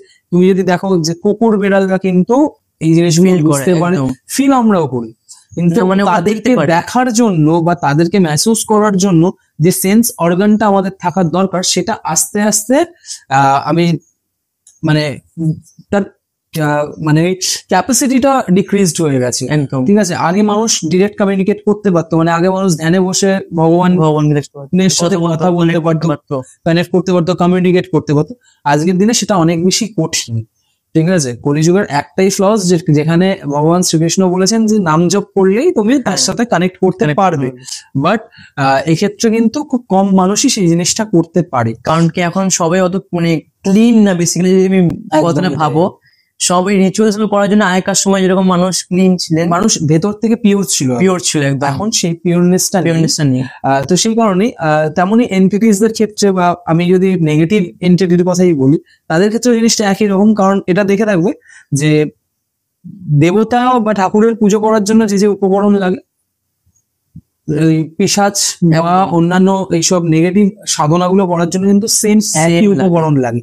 তার কারণ এরা এই নেগেটিভ এন্টিটিসরাও কিন্তু দেবজনী থেকেই বিলং করে, ঠিক আছে। মানে আমরা যদি জনির কথা যাই, যে 84 লক্ষ জনি, সেখানে তো দেবজনীও রয়েছে, তো তার মধ্যে এমন মনুষ্যজনীও রয়েছে। তো সেক্ষেত্রে কি হয়, এই পিশাচ বা ডিমন্সরা এরাও কিন্তু দেবজনী থেকেই বিলং করে। সেই কারণে পুজোর যে যে উপকরণ লাগে, দেবতার পুজোর, শয়তানের পুজোর সেই একই উপকরণ লাগে, মঞ্চ আলাদা হয়, ঠিক আছে। তো তুমি বড় হয়ে যাওয়ার পর, মানে তোমার সাথে তো একটা ঘটেছিল, আর এটা তোমার দাদুর ঘটনা তুমি বললে, বড় হয়ে যাওয়ার পর কি কখনো কিছু ফিল করেছো? বড় হয়ে যাওয়ার পর ফিল সেরকম কিছু করিনি এখন অব্দি, কারণ কি আমরা একটা মেট্রোপলিটন সিটিতে থাকি, সেখানকার মানে সময় থেকে তুমি অবভিয়াসলি এত লাইটস, একটা তুমি রাত 1টার সময় বেরোলো, তুমি দেখবে কলকাতার সব জায়গায় লাইট আছে, হ্যাঁ। তো সেখান থেকে একটা নেগেটিভ এনার্জি থাকে, সে অত লাইট বা কিছুতে আসবে না। একটা সেরকম সারাউন্ডিং থাকলে তবে এই জিনিসগুলো ফেস করা যেতে পারে। নিশ্চয়ই আছে জিনিসগুলো এখনো কলকাতা অনেক জায়গায়, কিন্তু এখন অব্দি আমি সেরকম কিছু ফেস করিনি, আর আমি চাইও না ফেস করতে। কিন্তু একবার আমি ছোটবেলায় ফেস করেছি, সেই জায়গাটা আমি জানি। কিন্তু ওই যে তুমি যেমন বললে কুকুরের কথাটা, আমার দাদু ওই কুকুরের জিনিসটাও ফেস করেছিল। যেমন যদি একটু হ্যাঁ, মানে রামপুরহাটে আমাদের বলতে পারো মানে মায়ের মামা বাড়ি টাইপের একটা, যেমন মামা বাড়ি একজনের। তো রামপুরহাটে একটা গঙ্গার পাড়ে একটা বট গাছ আছে, সেখানে একটা কালী মন্দির আছে, যেখানে আগে মানে ডাকাতদের পুজো হতো, মানে ডাকাত কালী ওটা। আচ্ছা। ওখানে না রাস্তাতে যেতে গিয়ে রাস্তার মাঝখানে এরকম একটা ঢেউ খেলা আছে, মানে রাস্তাটা গর্ত হয়ে গেছে। তো তখন তো আমরা জেনে যাই না, আমি রামপুরহাট এখন অব্দি যাইনি, আমি গল্পটা মার কাছ থেকে শুনেছি। তখন মারা যখনই রামপুরহাট যেত, গঙ্গায় স্নান করতে যেত প্রত্যেক দিন। এবার যে রামপুরহাটে যে আমাদের দিদা ছিল, সে মানে দাদুকে মাকে সবাইকে বলেছিল যে ওই গর্তটা যেন না ডেঙায় বা ওই সাইড যেন না যায়, অন্য রাস্তাটা নিতে। এবার গুলমান মানে মনুষ অবস্থায় দাদু হয়তো ওই রাস্তায় যাচ্ছিল, মারা ওইদিকে স্নান করছে, আর দাদু স্নান করতে যায় বলে ওই রাস্তা নিয়েছিল। এবার যখন এই গর্তর সাইডটা আসে, দাদু না একটা খুব মানে সুন্দর পায়েস রান্না করা গন্ধ পায়। আচ্ছা। পায়েস, তারপরে খিচুড়ি ভোগ রান্না হচ্ছে, ঘন্টা আওয়াজ পাচ্ছে, মানে যেহেতু পুজো হতো ওখানটায় মন্দিরটায়। এখন এই মন্দিরটা অত পুজো হয় না, মানে অমাবস্যার টাইমে পুজো হয়, বাট অত জাঁকজমক করে হয় না, যেটা আগেকার সময় ডাকাতরা করতেন। তো দাদু এই পায়েসের গন্ধ, খিচুড়ি গন্ধ সব পাচ্ছিল। এবার আমার দাদু কুকুর বহুত ভয় পায়, যেহেতু আমাদের ফ্যামিলিতে মানে আমাদের ছোট দাদু সে কুকুরের কামড়ে মারা গেছেন। তো আমাদের ফ্যামিলিতে কুকুরটাকে দাদু ভয় পেত আর কি। তো ওই জায়গাটায় যখন গেছিল, ওই জায়গাটায় যখন দাঁড়িয়ে ছিল, গন্ধ পাচ্ছে, তো দাদু সাডেনলি একটা ডিফারেন্ট মাইন্ডে চলে যায়, মানে আর দেখতে পাচ্ছে না সামনে মারা স্নান করছে বা দিদারা স্নান করছে, ডাকছে মা দিদারা যে তাড়াতাড়ি চলে আসো, ওখানে দাঁড়িয়ে আসো কেন। কারণ কি দিদা তো জানতো ওই জায়গাটায় খারাপ জিনিস আছে, আগের থেকে বলেও ছিল, কিন্তু যেহেতু চলে গেছে দাদু আর কি করবে। দাদু ওখানে দাঁড়িয়ে গেছে, আর কারো কথা শুনতে পাচ্ছে না। দাদু নিজের মতনই পরে এটা বলেছে, দাদু দেখছে একটা কুকুর দাদুকে ঘিরছে, মানে গোল গোল ঘুরছে দাদুর চারপাশে, কালো কুকুর। এবার দাদু তখন তো ভয় যে কুকুরটা যেন কামড়ে না দেয়। কুকুরটা দাদুকে ধাওয়া করতে করতে মানে পেছনে যেতে যেতে দাদুকে গঙ্গার ওখানটা নিয়ে চলে গেছে, মানে ওই জায়গাটা পার করে দিচ্ছে। দিয়ে এবার যখন গঙ্গার পাড়টা এসছে, একটা কুকুর যেখানে গঙ্গার সাইডে তখনকার সময় তো এখন যেরকম সিট চেয়ার আছে বানানো, তখন তো গঙ্গা পুরো ওপেন, গাছ ঠাজও অত ছিল না, সাইডে হয়তো গাছ। দাদু পুরো দেখছে কুকুরটা নেই, মানে আচ্ছা। একটা কুকুর যে তোমাকে ধরো মেন রাস্তা থেকে ছাড়তে আসলো ওই মন্দির থেকে গঙ্গা অব্দি, সে হুট করে উধাও হয়ে যাবে? সে তো থাকবে অ্যাটলিস্ট কোনো গাছের ওখানে বা কোথাও একটা তো থাকবে। দাদু ঘুরে দেখছে কুকুরটা নেই। আচ্ছা। তখন দাদু দিদাকে বলার পর বলে যে ওখানে তোকে ওই কুকুরটা মানে বের করার জন্য এসেছিল, কোনো জায়গায় তুই আটকে গেছিলিস, ওই জন্য বেরিয়ে গেছিস, তুই যেহেতু ভালো মানে কোনো খারাপ মনে যাসনি, ওই জন্য ওখান থেকে তুই বেরিয়ে আসতে পেরেছিস। ওই যে পায়েস রান্না ওগুলো সব শুনতে পেয়েছি, ওগুলো আগেকার সময় যে পুজো হতো ওগুলোরই খাবারের গন্ধগুলো, তুই ভোগের গন্ধ পেয়েছিস। আর তখনই বলেছিল যে ওই যে গর্তটা আছে, ডাকাতদের সময় মানুষ বলি হতো, তো ওই জায়গাটা ওই জন্য আর কি অতটা ভালো না, নেগেটিভ এনার্জিটা ওখানটায় মানে খারাপ জায়গাটা বলতে পারো। এখনো প্রচুর জায়গা আছে এখনো আছে। মানুষ বলে হয়।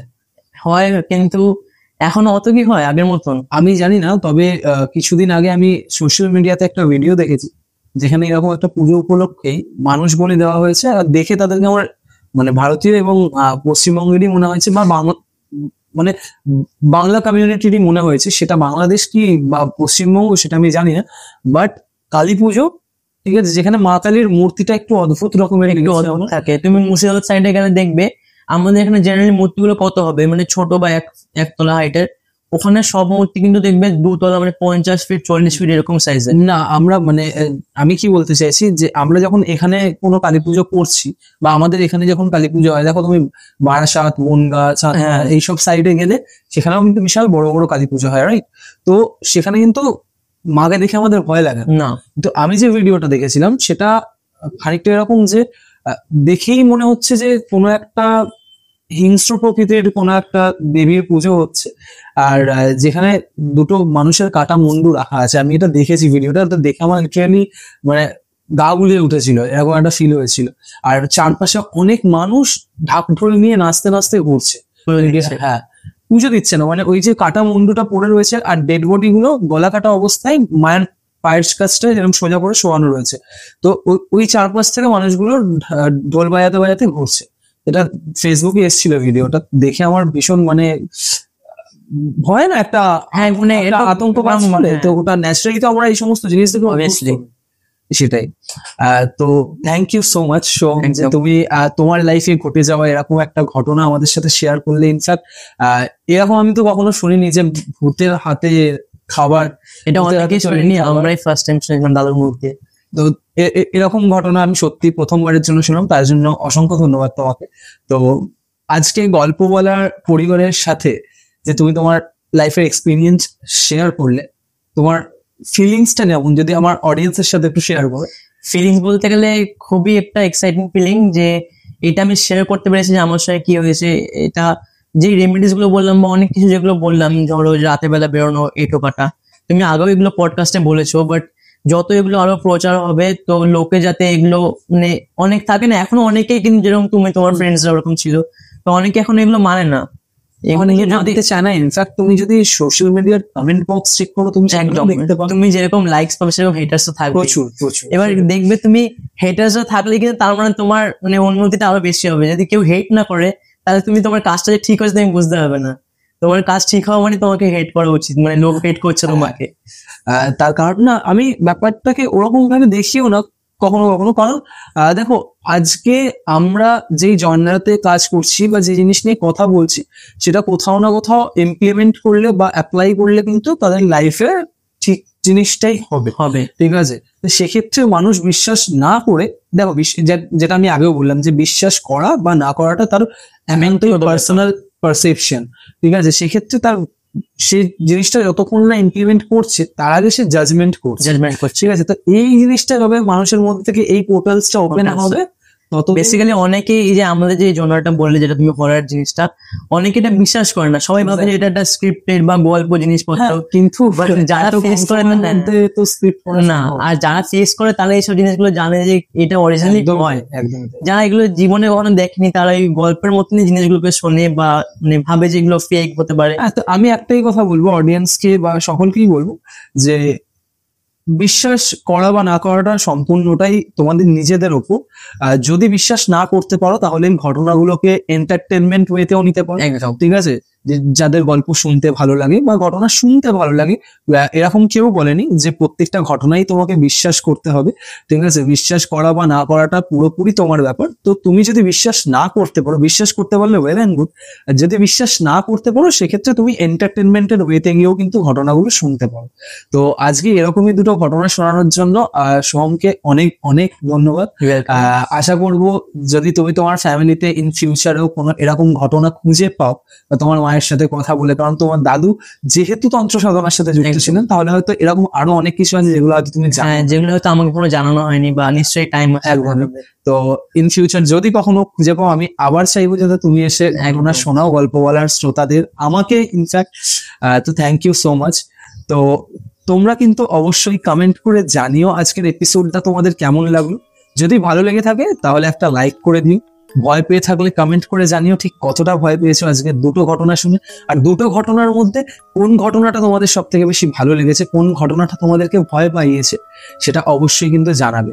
আর আজকের এপিসোডটা যদি ইউটিউবে প্রথমবারের জন্য দেখে থাকো বা গল্প বলা চ্যানেলে যদি প্রথমবারের জন্য এসে থাকো, তাহলে চ্যানেলটা অবশ্যই সাবস্ক্রাইব করে দিও, আর তার সাথে স্পটিফাই পডকাস্টটিকেও ফলো করতে কিন্তু ভুলো না। মনে রাখতে হবে গল্প বলা আমাদের প্রত্যেকের নিজেদের যৌথ পরিবার। আজকের এপিসোড আমি এখানেই শেষ করছি।